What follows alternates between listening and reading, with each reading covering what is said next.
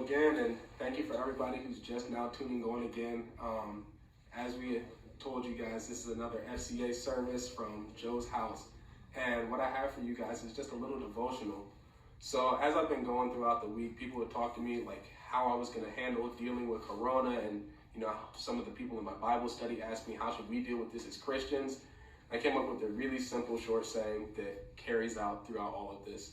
And it's just put it in God's hands and wash yours. As simple as that. And I get this from a few different verses, and some of them come from Psalms. So I'm going to share a few of these verses with you guys and just break down what I really mean when I say put this in God's hands. So the first verse that I have for you guys is Psalm 46, 1 and 2.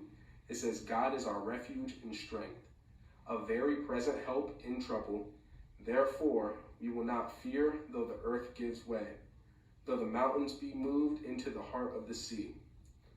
So the first thing that I really pull from this is that God's hands have the power to deliver us from any situation that we're thrusted into, regardless of what it is. And for us currently, it could be the coronavirus. For other people, it could be them not wanting to go into quarantine for Corona, or it could just be other regular daily live things that we're thrusted into. God has the power to deliver you in any of these kinds of situations. The next thing that I pull from this verse is that Christ holds us up and he strengthens us with his hands, but also he uses them to protect us and provide a refuge for us, a shelter to get us away from all that the world tries to do to distract us and tear us down.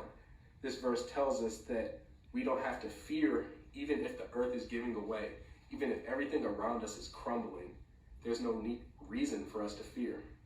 So this leads me to the next question is, what do we do to put ourselves in God's hands? So this takes me to Psalm 4:1. Answer me when I call. O God of my righteousness, you have given me relief when I was in distress. Be gracious to me and hear my prayer. So the key to being in God's hands is prayer. That's the key. And I tell people, or it's said, we have not because we ask not. And so for anyone dealing with stress, anxiety, just panic in this time, put this one in God's hands and pray. Ask him to take this situation out of your hands. What you're doing when you're praying is saying that I can't do this alone anymore. I can't do this by my own power. And not only do I want God's power, but I need God's power in this instance. And you're asking him to take this situation. And what we're doing is using our most powerful tool as a Christian is praying and saying that this isn't my fight anymore. I don't have to worry. I'm going to defer this to God and let him take care of this whole situation for us. And then this leads me to my final verse, 2 Corinthians 1:10. He delivered us from such a deadly peril, and he will deliver us. On him we have our hope set that he will deliver us again. And what I really like about this verse is the confidence it has. This verse kind of displays the confidence we should have when we're praying. And I encourage you to write those verses down that I went through and pray these verses to God.